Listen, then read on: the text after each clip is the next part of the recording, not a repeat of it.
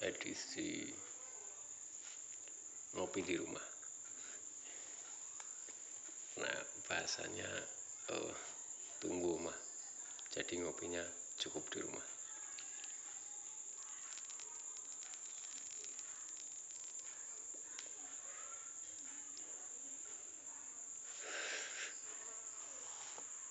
Alhamdulillah di Bapak Ibu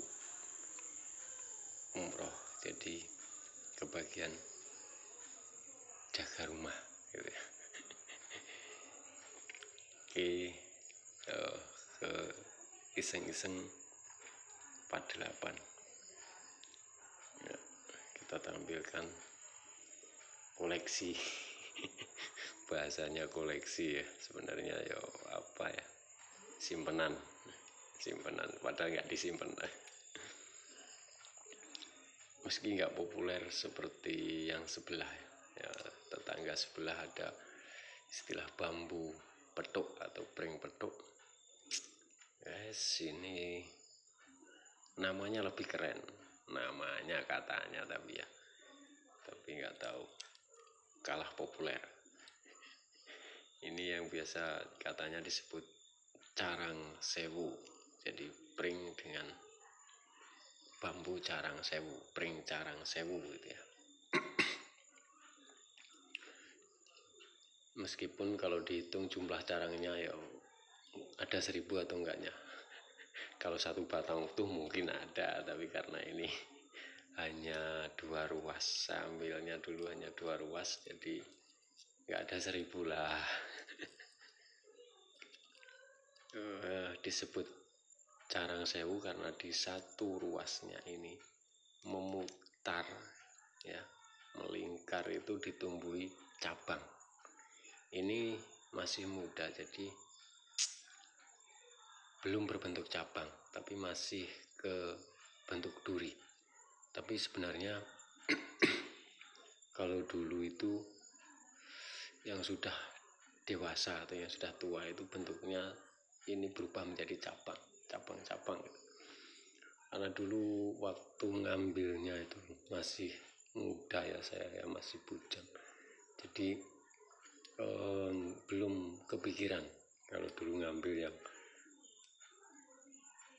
masih hidup, artinya dongkal dengan akarnya itu kalau ditanam mungkin unik ya kalau sampai sekarang, tapi dulu belum terpikir ke arah sana. Saya dulu sebenarnya ambilnya 2, yang satu yang sebesar lengan sudah dewasa itu memang tumbuhannya di satu ini sudah berubah menjadi cabang-cabang, tapi memang memutar satu ini semuanya menjadi cabang gitu. Maka disebut carang sewu. Dulu katanya berawal dari ada beberapa ya yang melihat di dapuran pring itu ya, pring yang bambu yang di satu dapur di bambu hutan, ini berasal dari bambu hutan, itu sering melihat ada cahaya yang menyala kayak lampu itulah kan bahasanya, tapi saya nggak melihat, yang melihat tetangga-tetangga itu. Dan waktu itu belum ada yang berpikir memastikan ada apanya itu, belum ada. Cuman setelah itu ada tetangga desa dulu, Mbah Jamal Dringo gitu, itu yang menemukan bahwa ada keunikan dalam bambu itu. Ternyata ada bambu yang ruasnya itu ditumbuhi cabang. Beliau menyebutnya carang sewu. Cuman kegunaannya untuk apa saya juga dulu nggak begitu detail mentanyanya, jadi ya nggak tahu. Hanya iseng-iseng ikutan ngambil, karena beliau ngambil berarti yes, ikut ngambil gitu aja. Dulu saya simpan ya, sebenarnya nggak bermaksud ini kegunaannya apa dan disimpan sebagai jimat atau apa itu. Nggak bermaksud seperti itu. Ini juga kebetulan kok masih gitu aja lah, jadi diiseng-isengkan. Artinya mengagumi ciptaan Tuhan lah, ciptaan Allah, bahwa ada tanaman-tanaman unik sebenarnya yang terkadang tidak kita sadari dan tidak kita pahami. Lepas dari itu ya hanya sekedar punya yang sesuatu yang unik juga, walaupun hanya sekedar punya. Soalnya kalau berbicara masalah mistis, mitosnya saya juga kurang paham.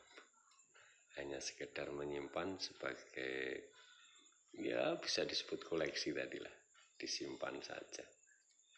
Artinya ketika ada cerita-cerita, oh saya juga punya ini loh, itu sekedar itu. Nah ini masuk bagian dari budaya atau tidaknya juga saya tidak tahu. Yang jelas sesuatu yang langka patut diuri-uri, berarti itu bagian dari nguri-nguri budaya, itu aja.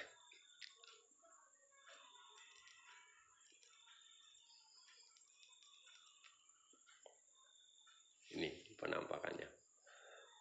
Kalaupun benar atau tidaknya, yo jangan tanya saya. Sepengetahuan saya ya seperti ini. Benarkah ini carang sewu atau tidaknya saya juga belum paham.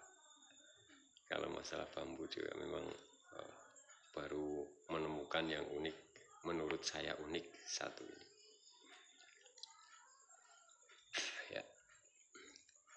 Sementara itu sebagai simpanan masuk ke iseng aja, iseng saja bagian 6, bagian 8 ya. Oke, terima kasih. Salam nguri-nguri, berarti saya anggap salam budaya Jawa, budaya Indonesia, dan budaya Nusantara. Oke, terima kasih.